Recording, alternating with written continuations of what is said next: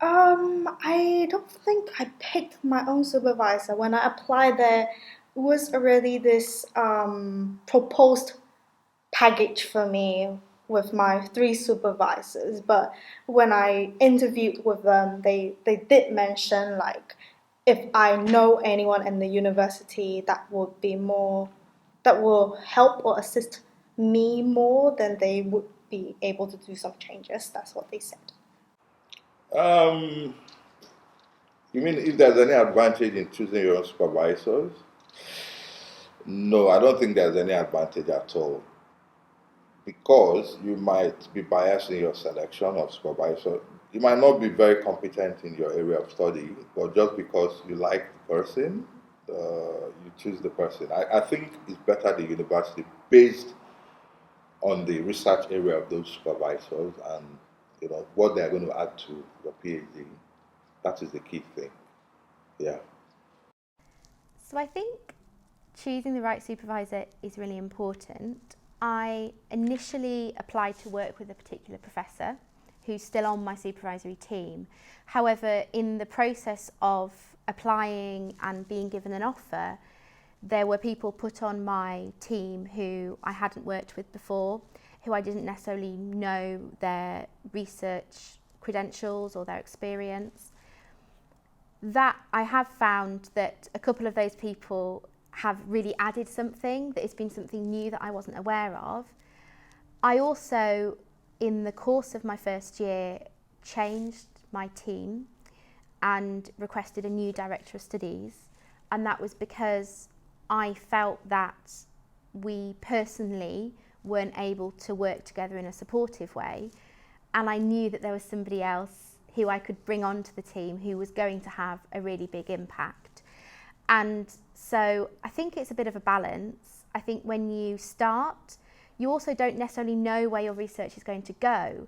And so you might find that 6 months in, you realise that you need somebody with a particular specialism because you hadn't anticipated that you were going to be doing that, and therefore you need to bring them on board.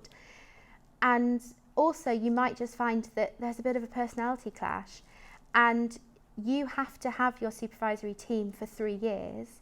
They need to get you through thick and thin. You need to feel like they have your back no matter what, that you can approach them if you've got a problem. And so it's okay if at some point that doesn't work for you and you need to say, I'd like to change, or I'd like to revisit this, or something in this relationship needs to shift in order for me to be able to move forward. And the really great thing about being a PhD student is that you can do that, and you will be respected if you do that in a professional way. And so if you're one of those people who is having that experience, it's okay, and you can hold your hands up and say, I'd like a change, please. So I did not choose my supervisors. My supervisors were given to me. My process was there was a PhD in the topic of dementia with 3 supervisors that were already given. They were already a panel, and the reason for that was because they were all an expert to an extent in an area that linked directly to me. Their supervision styles are very different, so I get different kinds of support from all 3 of them. So there is an advantage of not choosing them, and I think perhaps if I had to choose my own 2 or 3 supervisors, maybe I would be worried that perhaps their opinions would clash, but because my supervisors were chosen for me, but they already worked together in the past, they were colleagues and they understood each other, I think they work better as supervisors together, and therefore they work better when it comes to supporting me. I didn't choose my supervisors, but that meant that because we already roughly knew what area my project was in, I knew that I was getting the experts in the field from the department for my PhD.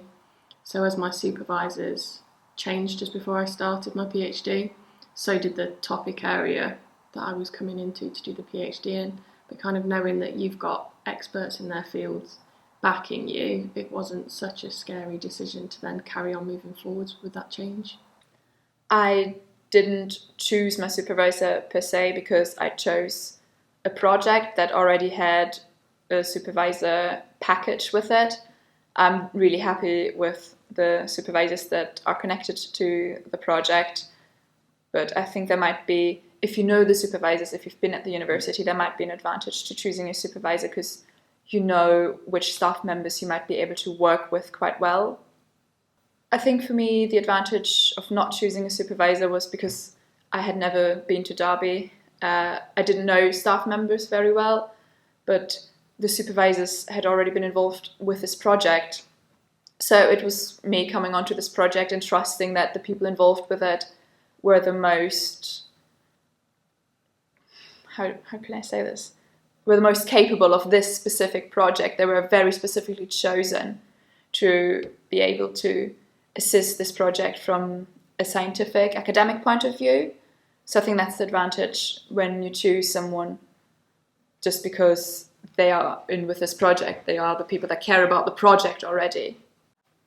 I didn't choose my supervisors, but I knew them. So I'd worked with them on my masters. I've got 3 supervisors. The third one I didn't know very well. And they were attached to the studentship. So when the studentship was advertised, they were the people on it. So whoever would have got that studentship, and I'm so glad it was me, would have had those supervisors. However, I am absolutely delighted that they are my supervisors. I'm sure there's advantages of choosing your own. It's who you want, who you know you work with. You know what they're like, and you may have already built a relationship. I definitely feel like that with my second supervisor, who I've known a really long, since I've been here. Your PhD for some people could be a fresh start. So people don't know you, they don't know your work ethic, they don't know what you like, and you want to go and change areas or change topics, and perhaps not choosing and having new supervisors who you don't know could be beneficial for some people. For my PhD, I did not choose my supervisor. I chose the topic that my supervisor was offering. Because it depends always, but it's always an advantage of choosing one because you know what you're going for more than blindly. Mm-hmm. I didn't choose my own supervisors because my supervisor approached me in my undergraduate years when I was doing my final year project, suggested that I would continue with the PhD, and he was happy to be my supervisor. Had I had a choice, I would happily have chosen this supervisor. I get on really well with him. He's a fountain of knowledge whenever I need it, and he lets me be whenever I need it, and he'll meet with me anytime I need it. I couldn't really ask for a better supervisor.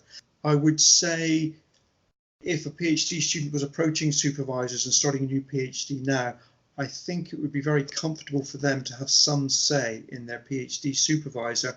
However, it would be wise for the student to take advice of the supervision community, if you like, to be advised on who may be the best supervisor for their topic and research methods, and maybe even their personality.